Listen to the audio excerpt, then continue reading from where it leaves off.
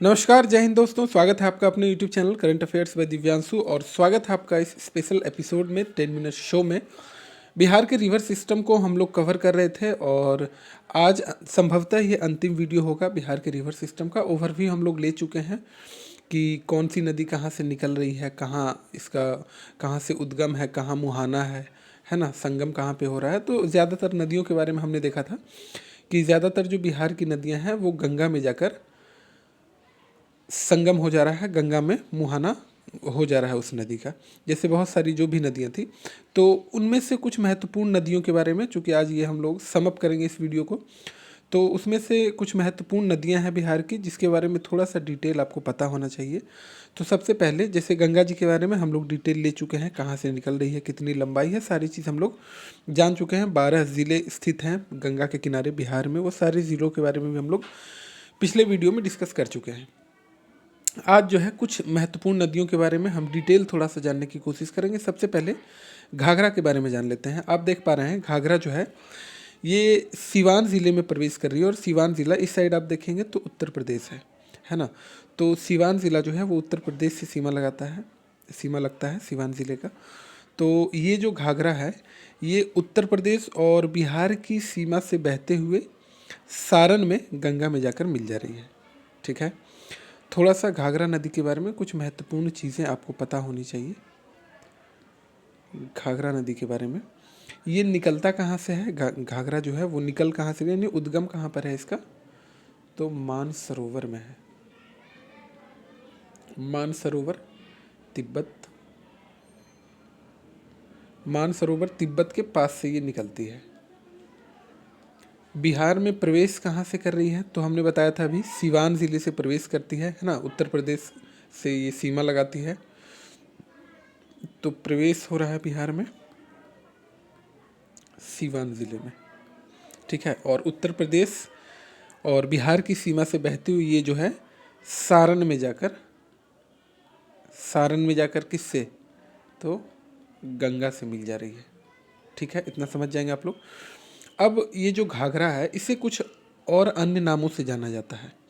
घाघरा को मैं बार बार ये मैप में आपको क्यों दिखा रहा हूँ, ताकि आपको लोकेशन याद रहे, लोकेशन भी याद रहे और ये भी समझ में आए, एकदम रटा जाए आपको कि घाघरा मतलब हिमालयी नदियाँ, घाघरा मतलब उत्तर से दक्षिण की ओर बहने वाली नदियाँ।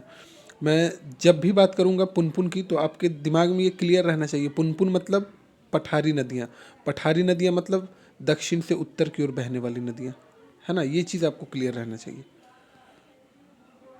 चलिए, तो घाघरा नदी जो है इसको कुछ और अन्य नाम से जाना जाता है।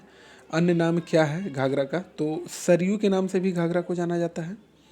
उम्मीद है पता होगा आप लोगों को। मैदानी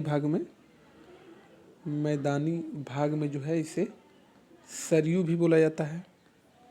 इसके अलावा सरयू के अलावा गोगरा बोला जाता है। नेपाल में करनाली भी बोला जाता है ना। इसकी कुछ सहायक नदी जान लीजिए। सहायक नदी किसकी, तो हम घाघरा की बात कर रहे हैं। राप्ती, छोटी गंडक के अलावा शारदा, भेरी और सेती। ठीक है, ये महत्वपूर्ण है, 2-4 बार अगर आप देख लीजिएगा तो याद हो जाएगा। वैसे इतने डिटेल में जो है बिहार में, मतलब जो भी एग्ज़ाम हुए इतने डिटेल में क्वेश्चन अभी तक नहीं पूछा गया कि घाघरा की सहायक नदी आप बताइए। लेकिन तैयारी उस लेवल की रहेगी तो क्या दिक्कत है ना। हानि तो कुछ करना नहीं है, बस 2-4 बार इस वीडियो को आपको देखना है ना। चलिए, ये घाघरा के बारे में हमने डिस्कस किया। अब गंडक के बारे में थोड़ा सा हम लोग जान लेंगे कि गंडक कहाँ से निकल रही है, कैसे क्या इसका सिस्टम चल रहा है ना। गंडक इम्पॉर्टेंट है।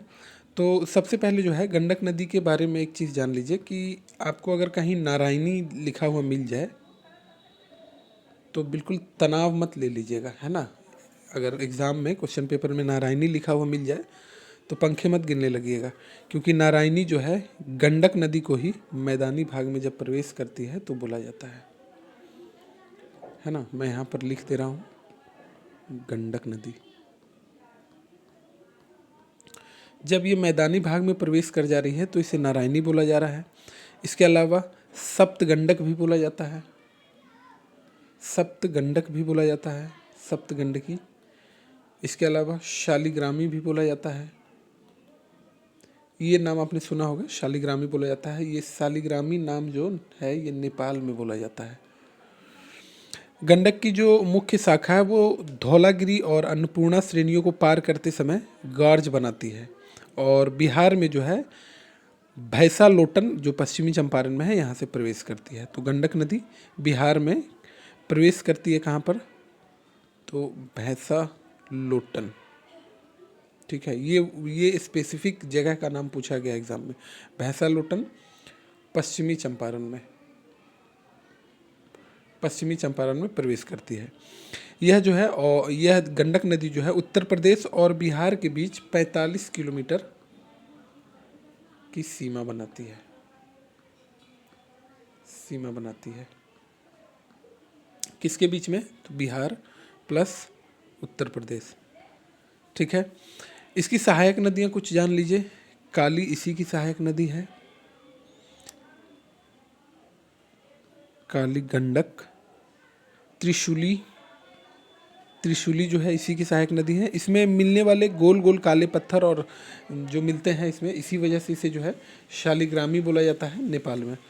बाकी गंडक कहाँ से निकल रही है ये चीज़ें हम लोग डिस्कस कर चुके हैं। उद्गम जो है नेपाल से था, ठीक है, नेपाल से था गंडक का उद्गम, और पश्चिमी चंपारण में प्रवेश कर रही है वाल्मीकि नगर में भैंसा लोटन जगह पे, और सोनपुर में जाकर ये गंगा में मिल जा रही है। चलिए, ये हमने देख लिया किसके बारे में, गंडक नदी के बारे में। थोड़ा सा बूढ़ी गंडक नदी के बारे में भी हम लोग जान लें अभी। बूढ़ी गंडक, बूढ़ी गंडक नदी के बारे में हमने देखा था, हमने बताया था आपको कि ये सोमेश्वर पहाड़ी से निकल रही है।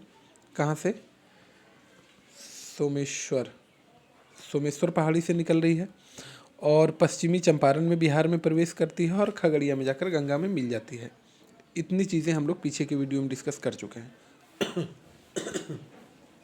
यहाँ क्या डिस्कस करेंगे, तो ये सोमेश्वर श्रेणी के पश्चिमी भाग से निकलती जब है, पश्चिमी चंपारण में जब एंटर कर रही है, तो पश्चिमी चंपारण के बाद यहाँ आप देखिए, पश्चिमी चंपारण के बाद पूर्वी चंपारण, फिर मुजफ्फरपुर, फिर समस्तीपुर, फिर बेगूसराय, इन सब ज़िलों से बहते हुए खगड़िया ज़िले में ये जाकर गंगा में मिल जा रही है। क्लियर है इतनी चीज़ें। इसका अन्य नाम भी है, बूढ़ी गंडक का एक अन्य नाम भी है सिकरहना, ठीक है, मैं यहाँ लिख दे रहा हूँ सिकरहना, वैसे सुन भी लेंगे तो काम चल जाएगा। सिकरहना, ऊपरी भाग में इसे जो है सिकरहना बोला जाता है। इसकी कुछ सहायक नदियाँ बूढ़ी गंडक की अगर आप नोट करना चाहें तो कर सकते हैं, मसान,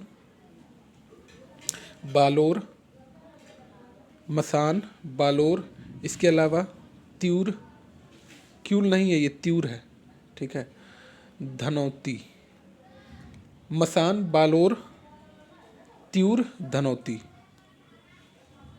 ये बालोर है। ये किसकी सहायक नदियां हैं, तो बूढ़ी गंडक की सहायक नदियां हैं, ठीक है। चलिए, अब अगली नदी है बागमती। इससे भी क्वेश्चन भर भर के पूछा जाता है बिहार के एग्ज़ाम में, तो बागमती नदी के बारे में भी हम लोग जानेंगे थोड़ा सा। तो बागमती नदी जो है ये नेपाल में, हिमालय नेपाल में ही है, नेपाल में हिमालय की महाभारत श्रेणी से निकलती है। कहाँ से, महाभारत श्रेणी से निकल रही है ये, और बिहार में कहाँ पर ये एंटर कर रही है, तो बिहार में सीतामढ़ी ज़िले में। हालांकि ये चीज़ हम लोग पिछले वीडियो में डिस्कस कर चुके हैं, तथा ये अंत में जो है गंगा में विलीन हो जाती है, सारी चीज़ देख चुके हैं। पहले यह बूढ़ी गंडक में मिलती थी, लेकिन अब जो है ये कमला नदी में जाकर मिल रही है। ये देखिए, ये जो बागमती नदी है पहले बूढ़ी गंडक में मिलती थी, लेकिन अब हम क्या देख रहे हैं, ये कमला नदी में जाकर मिल रही है, कमला नदी में जाकर मिल जा रही है। और कमला नदी से मिलकर कोसी नदी में ये फिर वापस मिल जाती है। कमला नदी में मिल रही है, फिर कमला नदी भी अंत में जाकर किस में मिल रही है, कोसी नदी में। इसकी कुछ सहायक नदियाँ बागमती की नोट करना चाहें तो कर सकते हैं। लाल बकिया, लाल बकिया नाम भी ऐसा है एकदम बिहार टाइप का है ना, लाल बकिया, मतलब याद करने में हम लोगों को कोई दिक्कत नहीं होगा, कहने का मतलब यही है। लखनदेई, देखिए नाम ही देखिए। अधवारा, अधवारा, ये किसकी सहायक नदियाँ हैं? बागमती की। लाल बकिया, लखनदेई, अधवारा, विष्णुमती। विष्णुमती। तो ये 4 सहायक नदियाँ, इसके बारे में याद रखिएगा। और नेपाल में इस नदी के तट पर, जो नेपाल की राजधानी है, नेपाल की राजधानी पता ही होगा, काठमांडू, है ना। तो नेपाल में इस नदी के तट पर काठमांडू में पशुपति नाथ का जो मंदिर है स्थित है, इसी नदी के तट पर, बागमती के तट पर, है ना। पशुपतिनाथ, पशुपतिनाथ का मंदिर काफ़ी फेमस है, मौका मिले तो जाइएगा काठमांडू, देखिएगा, है ना। तो काठमांडू वाला जो मंदिर है पशुपतिनाथ, ये इसी बागमती नदी के किनारे स्थित है। तो ये 10 मिनट तो ख़त्म हो गया, आज की वीडियो में ये समाप्त नहीं हो पाया। 2-3 नदी और इम्पॉर्टेंट है, उसको हम लोग नेक्स्ट वीडियो में कवर कर लेंगे। और अगला वाला जो वीडियो होगा संभवतः अंतिम वीडियो होगा, ठीक है। तो वीडियो कैसा लगा ज़रूर बताइएगा कमेंट बॉक्स में। मिलते हैं नेक्स्ट वीडियो में, तब तक के लिए थैंक यू वेरी मच।